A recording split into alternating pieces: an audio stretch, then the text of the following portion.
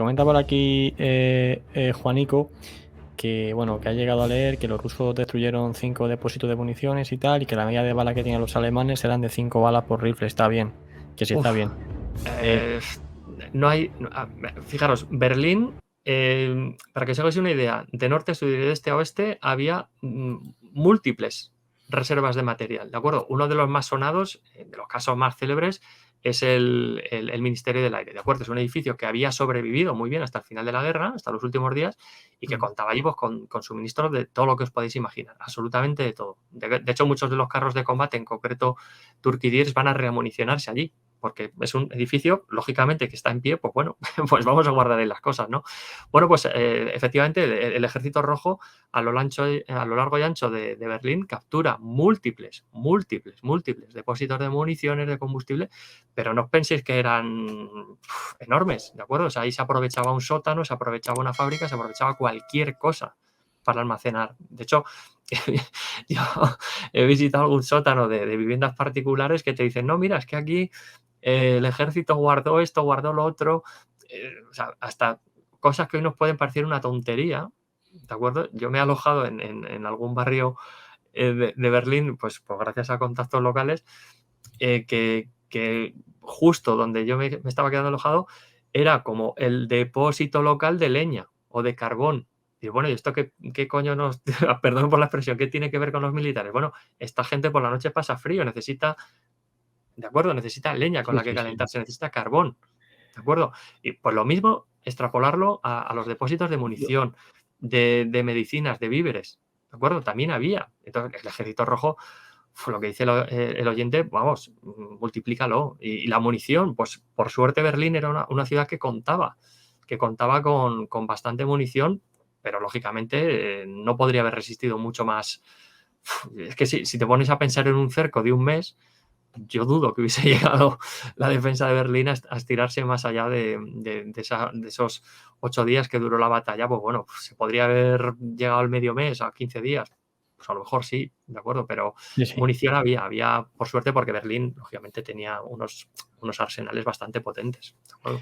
Sí, pero uno de los problemas también con respecto a lo que comenta Juanico era que se utilizaron muchísimos tipos de armas para la defensa de Berlín porque se recurrió a Correcto. todo lo que había, Sí.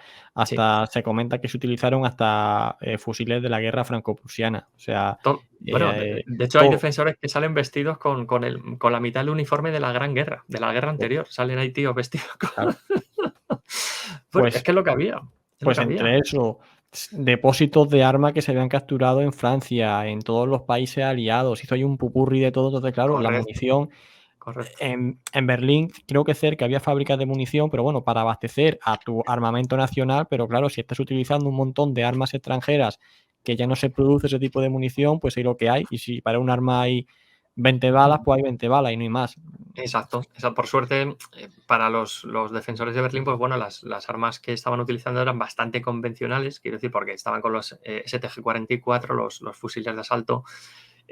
Había munición para un 9 milímetros para las pistolas, para los fusiles, para la MP40, etcétera.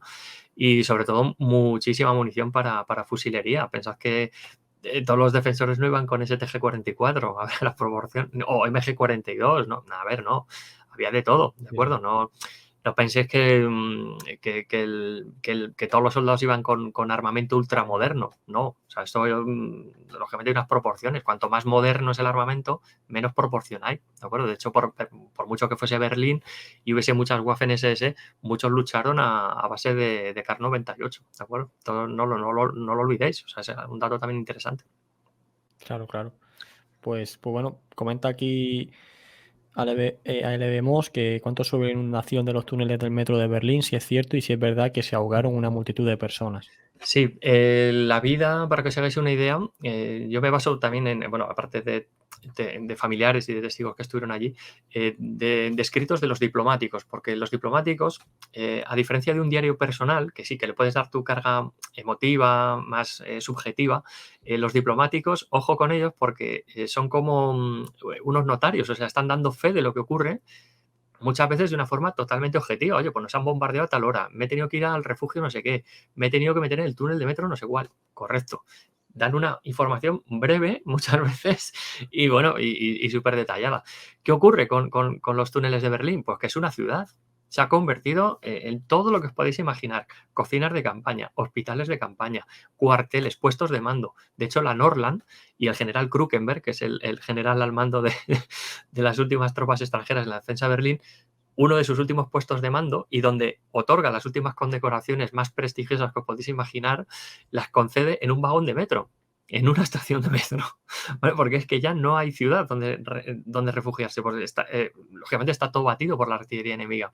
¿Qué ocurre? Que cuando estamos en una zona como es Berlín, que está rodeada por el río Spree y por muchos canales, ¿vale? Seguro que muchos de vosotros habéis visto documentales, fotografías de Berlín y algunos de vosotros seguro que habéis visitado Berlín. A mí lo que me llamó poderosamente la atención es que es una ciudad súper plana, muy plana. Apenas hay una colina aquí y allá. De hecho, de las pocas colinas que veréis en Berlín están hechas con los escombros de la batalla. ¿De acuerdo? Hay una colina que se llama la Colina del Diablo, que es donde había una especie de radar antena de los norteamericanos durante su ocupación en Berlín, que está cimentada de eso, de escombros. ¿De acuerdo? Incluso la torre, la Humboldt, que todavía se puede visitar, muy cerca de la estación de metro de Gesundbrunnen, veréis escombros a rabiar si escarbas un poquito en el terreno. ¿De acuerdo? ¿Qué pasa? Que es una ciudad con el nivel freático altísimo. De hecho, si veis alguna vez que vayáis por Berlín, veis obras, hay constantemente bombas de achique de agua, porque a nada que excava se inunda.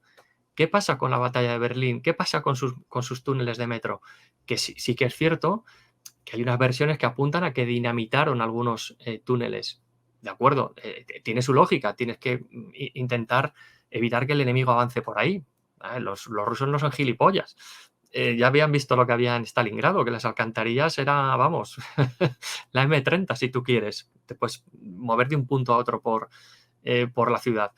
De hecho, por desgracia, para los que estaban viviendo, insisto, o mal viviendo, mejor dicho, en los túneles de Berlín, algunos de los túneles no soportaron, ¿de acuerdo? El peso de la artillería, toda la tralla que le estaban metiendo allí los soviéticos, se colapsan. El nivel freático está ahí. Entonces, en cuanto hay un mínimo resquicio, el agua se va a filtrar y revienta cualquier túnel, ¿de acuerdo? Entonces, hay varias tesis, o teorías, mejor dicho. Unas apuntan a que hubo una demolición más o menos planeada, tal y cual, y otras que lógicamente algunos de los túneles colapsaron. Insisto, es que fijaros en un mapa de Berlín la cantidad de canales que hay ahí, ¿vale? Entonces, perecieron, vamos, centenares, si no millares, de berlineses o de gente que estaba refugiando allí y, por supuesto, algún que otro combatiente del Ejército Rojo, porque les pilló literalmente en bragas cuando algunos de estos túneles colapsan. Es que y ya no os cuento de sótanos de edificios colindantes en el río, o sea, anegados de agua y la gente ahogada, literalmente. O sea, esto no me lo invento, esto me lo ha contado gente que, insisto, familiares de gente que se estuvo refugiando allí. Por desgracia ya no quedan tantos, ya son muy mayores o han muerto, por desgracia.